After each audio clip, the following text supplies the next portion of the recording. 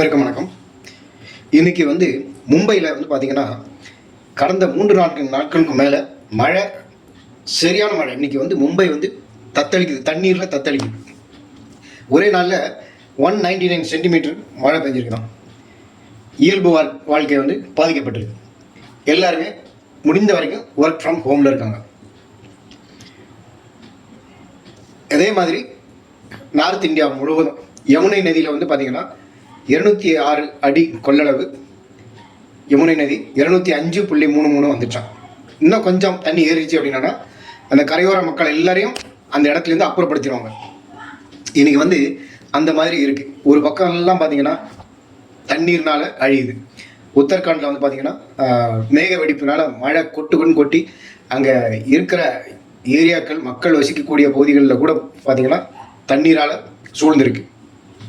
ஒரு பக்கம் பார்த்தீங்கன்னா மக்களே தண்ணீர் போகக்கூடிய வழியில் பூரா ஆக்குபை பண்ணி வீடுகளை கட்டி குடியிருக்கிறது. அப்போ இந்த மாதிரி அழிவுகள், உயிர் சேதங்களை தவிர்க்க முடியாது.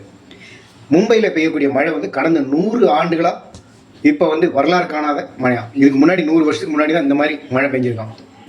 இப்படி நிறைய செய்திகள். இது எல்லாத்துக்கும் காரணம் என்ன?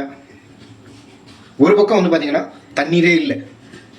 தென் தமிழ்நாட்டில் பார்த்தீங்கன்னா தண்ணீரே இல்லாமல் நிறைய பேர் கஷ்டப்படுறாங்க. அதே மாதிரி ராஜஸ்தானில் நிறைய இடங்களில் பார்த்தீங்கன்னா தண்ணீர் இல்லை, கஷ்டப்படுறாங்க.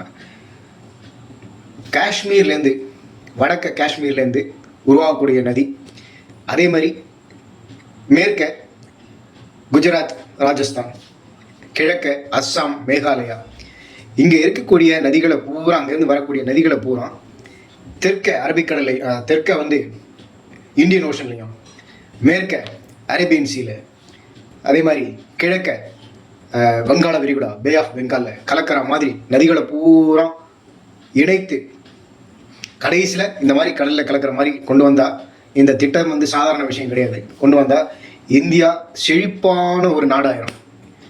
உலகத்தில் கண்டிப்பாக இந்தியா வல்லரசாகும். எல்லா விஷயத்துலையும் தண்ணீர் பெறலாம். உணவு உற்பத்தி, உலகத்துக்கே நம்ம உணவு ஏற்றுமதி பண்ணலாம். சாதாரண விஷயம் கிடையாது. ஏற்கனவே சூப்பர் ஸ்டார் ரஜினிகாந்த் 1994 1 கோடி ரூபாய் கொடுத்து இந்த திட்டம் வந்தால் நான் 1 கோடி ரூபாய் கொடுக்குறேன் அப்படின்னு சொல்லி கொடுத்துருக்காரு. இருந்தாலும் இந்த திட்டம் இன்னும் நிறைவேற்றலை. இது மோடி ஐயா, பிரதமர் மோடி ஐயா காதில் விழணும். இந்த திட்டத்தை எப்படியாவது நிறைவேற்றணும். 1947 இந்தியா சுதந்திரம் அடைஞ்சு அடுத்த சில நாட்களில், சில வருடங்களில், அட்லீஸ்ட் ஒரு 1960 காங்கிரஸ் கவர்மெண்ட்டு, அப்போ இருந்த காங்கிரஸ் கவர்மெண்ட்டு இந்த திட்டத்தை செயல்படுத்தியிருந்தா, இது சாதாரண விஷயம் கிடையாது. இருந்தாலும் இந்த திட்டத்தை முன்னெடுத்து செயல்படுத்தியிருந்தால் இன்னைக்கு இந்தியாவுடைய வளர்ச்சி, இந்தியா எங்கேயோ இருந்திருக்கும். யாராலையும் தொட முடியாத ஒரு உச்சத்தில் இந்தியாவினுடைய வளர்ச்சி இருந்திருக்கும். ஆனால் அப்போ இருந்தவங்க எல்லாருமே சுயநல அரசியல்வாதிகள் பூராவுமே தங்களுடைய பாக்கெட்டு ஃபில் பண்ணுறதுல தான் இருந்திருக்காங்க. தவிர நாட்டினுடைய வளர்ச்சியோ, மக்களுடைய வளர்ச்சியோ, அடித்தட்டு மக்களுடைய வளர்ச்சி பற்றியோ யோசிக்கவே இல்லை.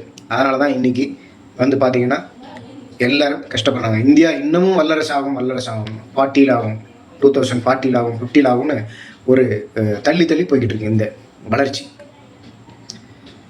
இனிமேலாவது இந்த மாதிரி திட்டங்களை, நீண்ட கால திட்டங்களை முன்னெடுத்து அதை நோக்கி பயணம் பண்ணால், அந்த திட்டங்களை செயல்படுத்தினா கண்டிப்பாக இந்தியாவுடைய வளர்ச்சி உறுதி.